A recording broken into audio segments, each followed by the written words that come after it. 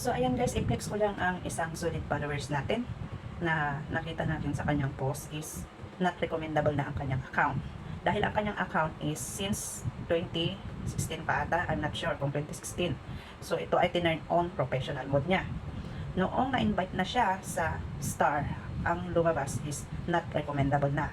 Ang nakalagay doon, wala na po yung check.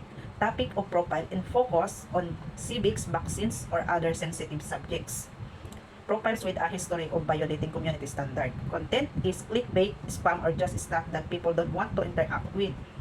Profile is considered to be a fake account, scam, or impersonation, advertising policy violation. So, once na nag-turn on professional mode ka, lalo na matagal na tong account mo, bago mo i-turn on, dapat linisin mo muna. Kasi ito ang nangyari kay ma'am. Ayaw ko na banggitin ang kanyang pangalan. Kasi, ang sabi ko sa kanya, kahit mag-submit siya ng appeal, kasi nakita ko sa kanyang support inbox is, mahirap na alisin ang kanyang mga violation. Isa pa, nakalimutan na niya ang kanyang email na gamit nung pumasok kami sa kanyang Gmail para ayusin ito. Pati number niya is not working na. So, gusto kong ayusin, kaya pa sana, kaso wala po siyang time. Kasi isa siyang OFW. So, ang payo ko na lang, kung gusto niya ng maging ganitong libangan, dahil lang tayo ng OFW, is kailangan natin may libangan tayo.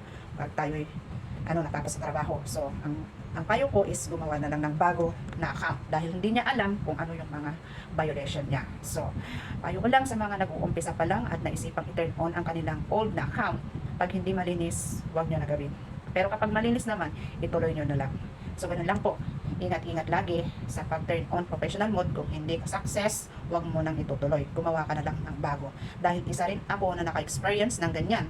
Since 2016 ang aking account at naka-avail ako ng followers na 27k at na-unlock ko lahat ng tools. Is nung pagdating sa sakuran na, yan na, lumabas na lahat ng old kong post sa latest account ko. So, sa madaling salita, ni-restrict na lahat. So, ganun lang po. Tips ko po sa inyo, huwag po basta-basta kapag hindi sure na malinis ang account. So, thank you for watching. Follow for more tips.